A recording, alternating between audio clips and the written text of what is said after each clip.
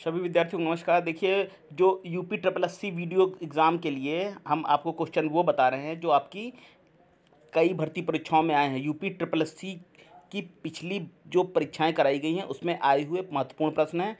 हमने 2 क्लास दी भी है, आगे के प्रश्न देखेंगे। चलिए देखिए, प्रश्न दिया है मनुष्य जीवन का सर्वोत्तम ध्येय है कैवल्य, जिसका अर्थ है, तो मनुष्य जीवन का सर्वोत्तम उद्देश्य है कैवल्य, जिसका क्या अर्थ है?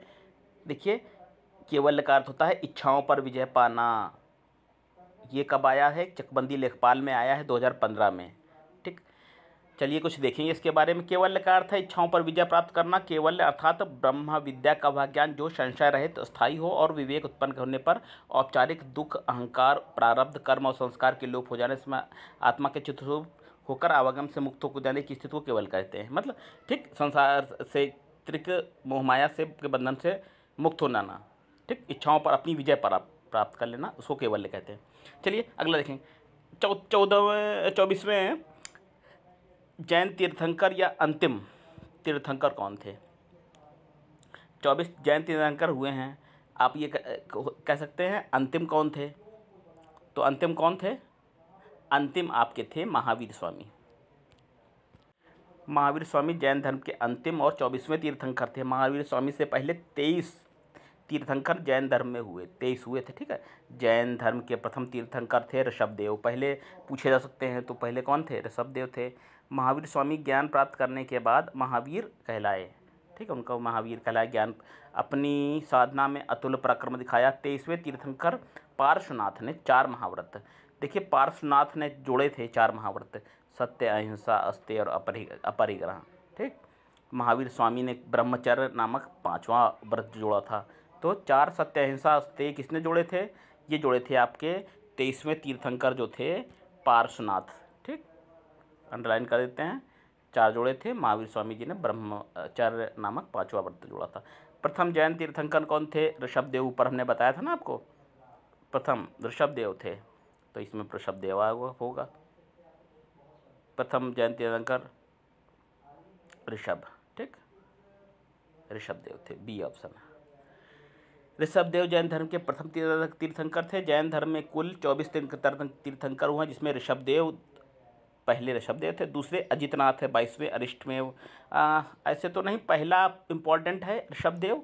ठीक, और इसके अलावा 23वें कौन थे? ये थे आपके पार्श्वनाथ, बताया था हमने। और 24वें कौन थे? 24वें थे महावीर स्वामी। ठीक, ऋषभदेव एवं अरिष्टदेव का उल्लेख ऋग्वेद में, ये देखिए एक प्रश्न बन रहा है, ऋषभदेव एवं अरिष्टदेव का उल्लेख ऋग्वेद में और अजितनाथ का उल्लेख जो है आयुर्वेद में, यजुर्वेद में मिलता है, यजुर्वेद में।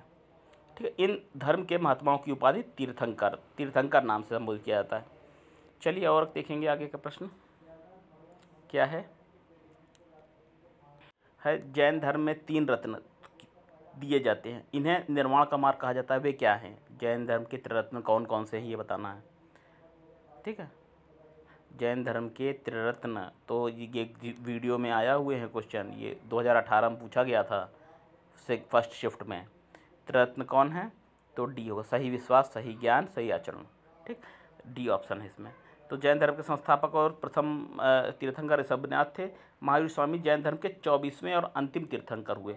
महावीर स्वामी का जन्म 540 ईसा पूर्व कुंडल ग्राम वैशाली में हुआ था। महावीर स्वामी ने अपने उपदेश प्राकृत अर्थात अर्धमगधी भाषा में दिए। किस भाषा में दिए? अर्धमगधी भाषा में दिए। जैन धर्म में निर्वाण की प्राप्ति के लिए त्रिरत्न का अनुशीलन आवश्यक है। तो क्या है? पहला सम्यक दर्शन है, यानी जिसे कहते हैं सही विश्वास। सम्यक ज्ञान है, यानी जिसे कहते हैं सही ज्ञान। सम्यक आचरण, यानी जिसे कहते हैं सुख दुख में समभाव आचरण। अच्छा, जैन धर्म ईश्वर को नहीं मानता, ठीक है, आत्मा की मान्यता है इसमें। जैन धर्म पुनर्वाद एवं कर्मवाद विश्वास, पुनर्जन्म एवं कर्मवाद विश्वास करते थे।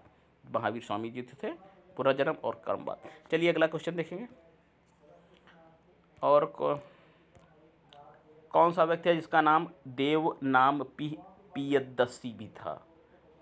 तो उनको कहते हैं देव नाम प्रियदर्शी, बी ऑप्शन है आपका। सम्राट, मौर्य सम्राट अशोक, जिसको अच्छा बौद्ध धर्म के सबसे प्रतापी राजा थे। जन्म शासनकाल इनका रहा 273 ईसा पूर्व से 232 ईसा पूर्व तक। यूपी ट्रिपल एससी पेट का क्वेश्चन है, ये आया हुआ 2022 में, ठीक, फर्स्ट शिफ्ट का। चलिए और अगला देखेंगे, राजा कनिष्क के शासनकाल के दौरान दरबारी चिकित्सक का नाम बताना है। तो कनिष्क के शासनकाल में जो दरबार में उनके चिकित्सक थे, ठीक, उनका नाम था आपके चरक। चरक कनिष्क के शासनकाल में थे। कुषाण शासक राजा कनिष्क के सरकारी दरबारी चिकित्सक थे। आयुर्वेद का विज्ञान थे, प्रख्यात विद्वानी थे, तो और कनिष्क के राजवैद्य थे। चरककृत चरक संहिता, इन्होंने क्या लिखी? चरक संहिता। औषधि शास्त्र के ऊपर प्राचीनतम ग्रंथ ही माना जाता है चरक संहिता, ठीक है। कनिष्क की राजसभा में कौन कौन थे? हो सकता है दे दे, नागार्जुन है, पार्श्व है, वसुमित्र है, मात्रचेंड, संघरक्ष आदि विद्वान थे। अगला देखें, अच्छा, नगर पालिका प्रशासन की एक विस्तृत प्रणाली की स्थापना के लिए निम्नलिखित में सबसे प्रसिद्ध राजा का नाम बताइए। नगर पालिका प्रशासन, अभी नगर निगम के चुनाव हुए, अब उस समय भी नगर पालिका प्रशासन होता था, तो उसकी स्थापना के लिए सबसे प्रसिद्ध राजा का नाम क्या, कौन है वो है चंद्रगुप्त मौर्य, आपके बी। चलिए, तो इनसे हो सकता है प्रश्न पूछ लें, कुछ चीज़ें देखेंगे। और ये प्रश्न देखिए सप्लाई इंस्पेक्टर में आया है, ये यूपी ट्रिपल एससी ने पूछा है प्रश्न 17/7/2022 को सप्लाई इंस्पेक्टर में। चलिए, इससे संबंधित प्रश्न क्या है?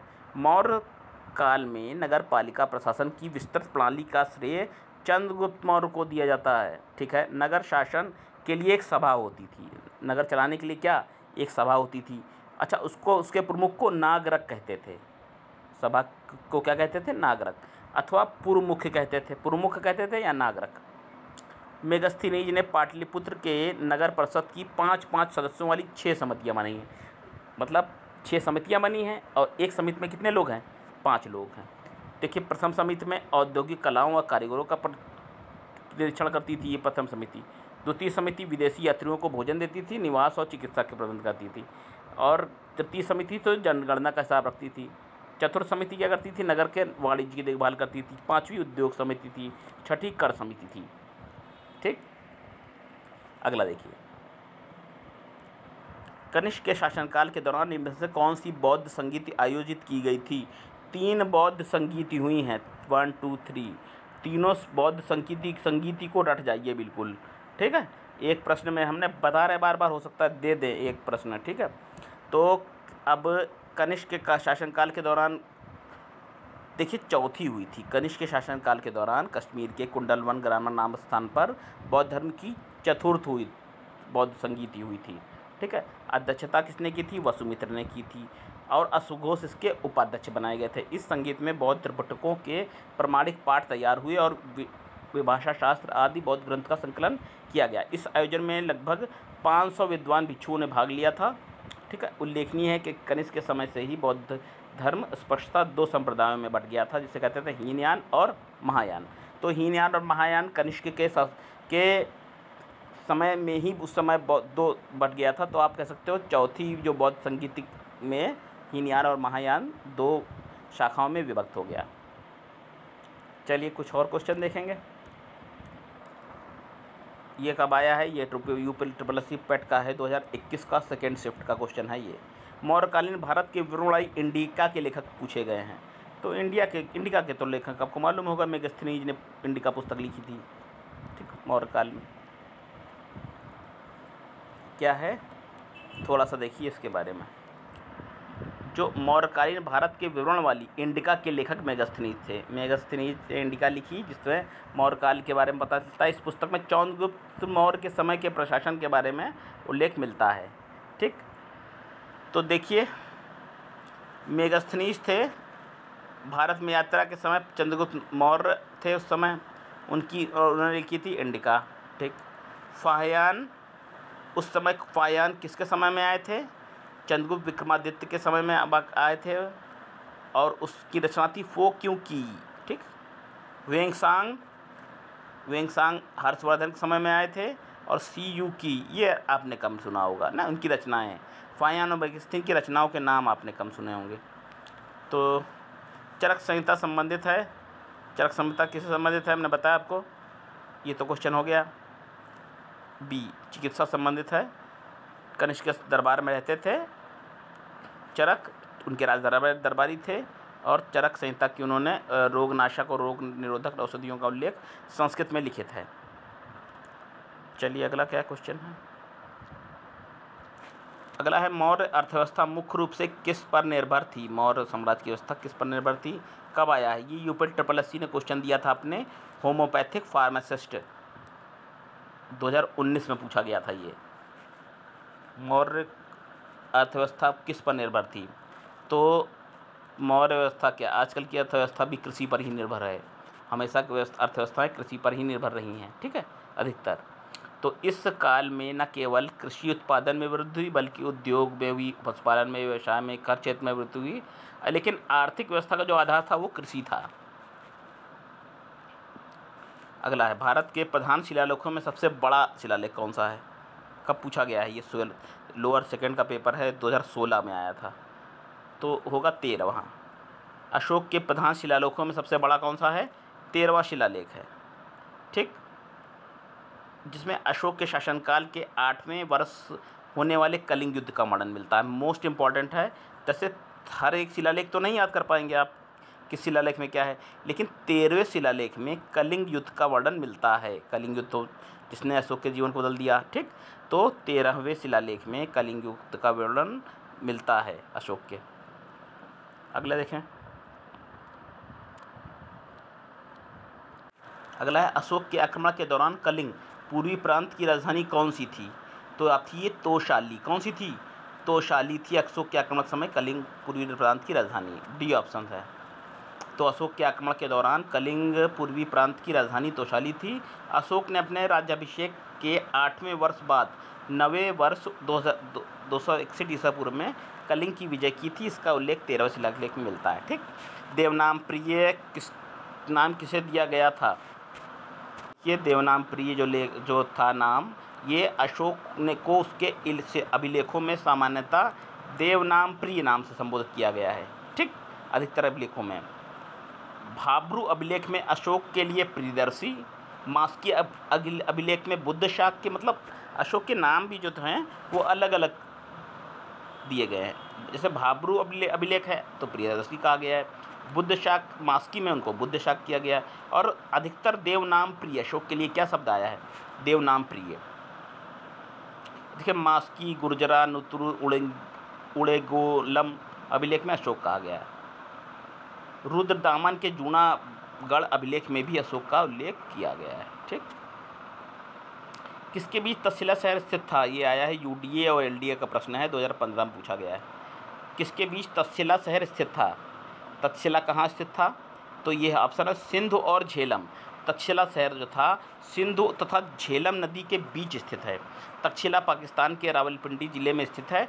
तक्षशिला प्राचीन भारत में गांधार राज्य की राजधानी थी। रामायण के अनुसार भरत ने अपने पुत्र तक्ष के नाम पर इसका नाम तक्षशिला रखा। तक्षशिला प्राचीन भारत में शिक्षा के लिए विश्वविख्यात रहा था।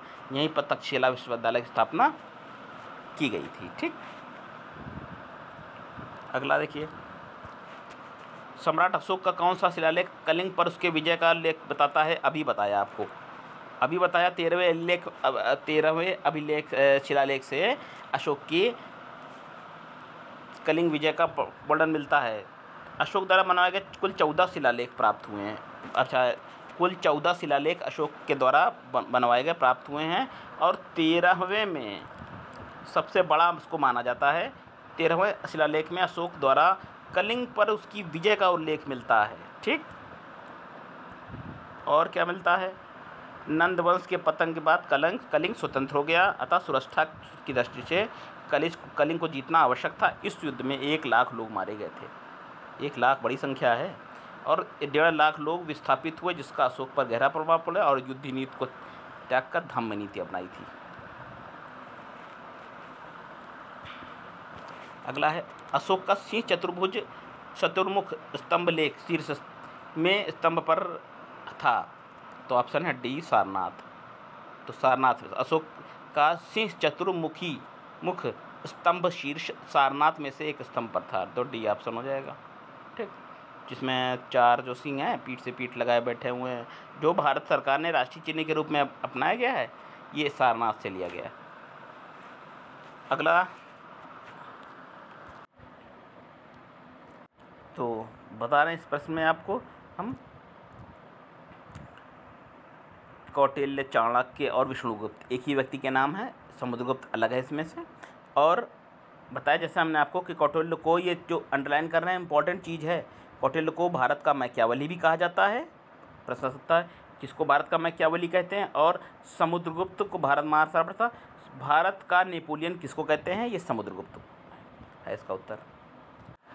प्रश्न है अशोक के कौन से शिलालेख में ब्राह्मी लिपि का प्रयोग नहीं किया गया था, तो किसमें नहीं हुआ है, शाहबाजगढ़ी में। शाहबाजगढ़ी एक गांव व ऐतिहासिक स्थल है जो पाकिस्तान के मैदान जिले में स्थित है। यह स्थल सम्राट अशोक द्वारा स्थापित शिलालेख के लिए प्रसिद्ध था। इस शिलालेख में खरोष्ट लिपि का प्रयोग किया गया था। 30 जनवरी 2004 में यूनेस्को द्वारा इस ऐतिहासिक स्थल को विश्व विरासत के रूप में शामिल किया गया था। किसको, शाहबाजगढ़ी की बात बता रहे हैं। कब, 30 जनवरी 2004 को। ये प्रश्न आ सकता है, यूनेस्को द्वारा ऐतिहासिक स्थल में शामिल किया गया। अशोक के सभी शिलालेखों की भाषा कैसी है, प्राकृत भाषा है। अशोक के शिलालेखों की भाषा कौन सी है, प्राकृत भाषा है। लघु शिलालेख, स्तंभ शिलालेख और गुहा लेख की लिपि ब्राह्मी है। लिपि बताया गया इसमें ब्राह्मी है। जबकि वर्तमान भारत से लाए गए कुछ शिलालेखों की लिपियाँ भिन्न हैं, कुछ की भिन्न भी हैं। जैसे शाहबाजगढ़ी और मनसेहरा अभिलेख की लिपि कैसी है, खरोष्ट लिपि है। तक्षशिला और अभिलेख की लिपि है आर्मेकी लिपि है, ठीक है। इस तरह शेरकुना अभिलेख की लिपि यूनानी और अरमाइक है। लगमान अभिलेख की है अरमाइक लिपि है, ठीक। चलिए अगला देखें। निम्नलिखित में से मौर्य कला का सर्वोत्तम प्रतिमान कौन सा था, ये कनिष्ठ सहायक में आया हुआ 2016 का प्रश्न है। तो उत्तर है आपका स्तंभ। मौर्य काल का सर्वोत्तम प्रतिमान स्तंभ है। मौर्य कला का विकास भारत में मौर्य साम्राज्य के युग में चौथे से दूसरा हुआ। सारनाथ और कुशीनगर जैसे धार्मिक स्थलों के रूप में सम्राट अशोक ने इसकी संरचना की थी। चलिए विद्यार्थियों, ये हमने आपको जो यूपी SSSC में पिछली भर्ती परीक्षाओं में पूछे जो प्रश्न गए हैं वो कुछ प्रश्न बताए थे, प्रश्न बताए, व्याख्या बताए। नेक्स्ट वीडियो में हम आपको इसी तरह से जो पूछे गए प्रश्न हैं थोड़ा सा उन पर एक नज़र मार लीजिएगा, क्योंकि इसी टाइप में आ जाते हैं प्रश्न, आएंगे ही ऐसे ही प्रश्न, ठीक है। तो देख लीजिएगा, हम इसी क्लास चला रहे हैं, आपको ज़रूर फ़ायदा होगा। नमस्कार।